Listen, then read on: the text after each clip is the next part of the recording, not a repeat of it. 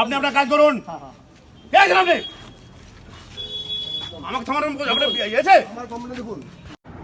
নবদ্বীপে অবৈধভাবে পুকুর ভরাটের অভিযোগ খতিয়ে দেখতে নবদ্বীপের দুটি জায়গায় আসলেন নবদ্বীপ ভূমি রাজস্ব দপ্তরের আধিকারিকরা।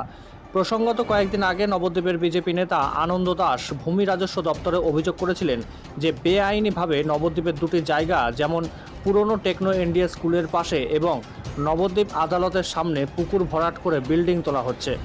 এই অভিযোগের ভিত্তিতেই আজ নবদ্বীপ ভূমি রাজস্ব দপ্তর থেকে আধিকারিকরা সেখানে পরিদর্শনে আসেন। সেখানে একদিকে যেমন ছিল নবদ্বীপ পৌরসভার পক্ষ থেকে কয়েকজনকে রাখা হয়, পাশাপাশি নবদ্বীপ থানার পুলিশকেও আইন শৃঙ্খলা ঠিক রাখতে ডাকা হয়েছিল। যদিও পুরো ঘটনা খতিয়ে দেখে ভূমি রাজস্ব দপ্তরের আধিকারিক সাংবাদিকদের কোনো প্রশ্নের উত্তর দিতে চাননি। এই প্রসঙ্গে ওই বিজেপি নেতা আনন্দ দাস অভিযোগ করেন যে আজ তদন্তে এসে ওই আধিকারিক নিজের দায় সারতে চাইছেন।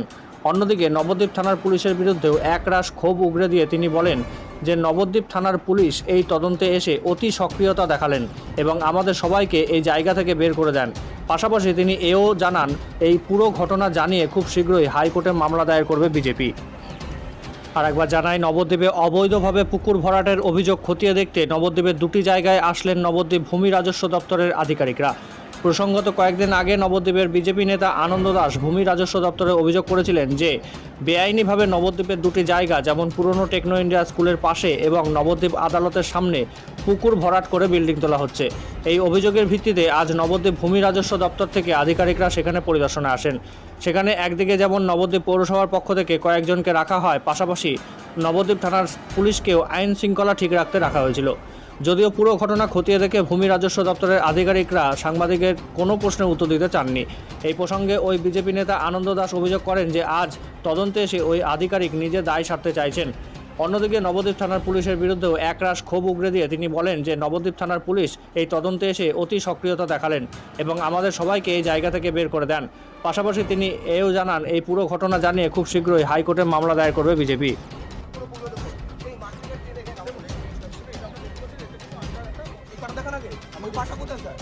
এখানে এই মাটির উপরে নামানো হয়েছে, আগে মাটি ফেলা হয়েছে, পরে মাটি নামানো হয়েছে।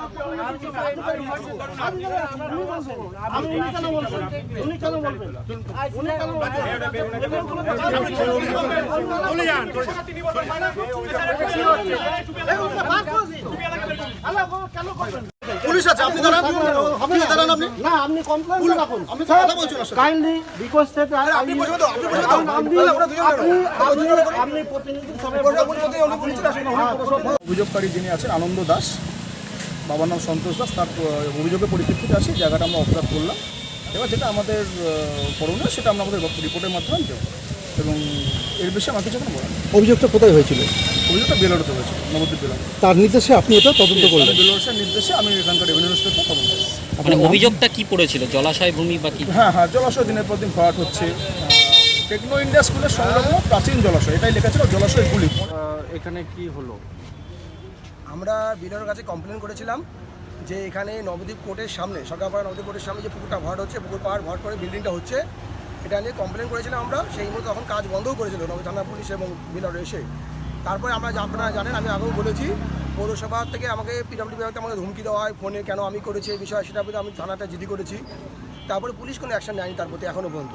আজকে যখন আমরা দেখলাম এখানে কাজটা করছে, ইনকোয়ারি হচ্ছে, সেই সময় বিলার ওপর দায় সারছেন, বলছেন যে এখানে মাটি ফেলা হয়নি, মাটি পুকুর উপরে মাটি ফেলে সেটা আমাদের কাজ, বিল্ডিংটা হচ্ছে এটা আমাদের কাজ নয়। কিন্তু এটা সম্পূর্ণ দায় সারলেন বিএলআরও এবং নবদ্বীপ পৌরসভা পূর্ত দপ্তর। এবং আমরা এটা নিয়ে আগামী দিন হাইকোর্টে যাচ্ছি। ও যা জবাব, যে দায় সারলেন সেটা নিয়ে হাইকোর্টে জবাব দিই। এবং সম্পূর্ণ মিথ্যা কথা এখানে। এবং নবদ্বীপ থানার পুলিশ যে অতি সক্রিয় হলো দেখলাম এখানে, চাচামেচি করে নবদ্বীপ থানার পুলিশ, এটা খুবই খারাপ। সিভিল বিষয়ে পুলিশের পাওয়ার জিরো, কিন্তু আমরা এখানে দেখলাম যখন এগুলো ভরাটা তখন পুলিশ কোনো কাজ করে না, কমপ্লেন করে তখন উনি আসবে, এটা ঠিক নেই। কিন্তু আজকে দেখলে আপনারা দেখেছেন এখানে পুলিশ কীভাবে কাজটা করলো, আমাদের লোকগুলো বের করে দিল এখান থেকে, আর বিএলআরও দায় সারলো। কিন্তু আমরা ছাড়ছি না, বিজেপির পক্ষ থেকে আন্দোলন চলবে এবং আগামী দিন এটা নিয়ে আমরা হাইকোর্টে যাচ্ছি।